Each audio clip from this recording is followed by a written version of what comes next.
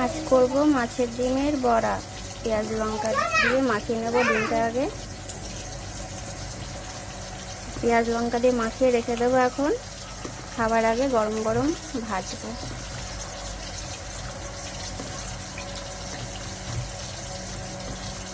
আর এতে দিয়েছে পেঁয়াজ, কুচানো পেঁয়াজ, লঙ্কা কুচি, নুন আর হলুদ। বড়াটা এবার সরষের তেলে ভাজবো।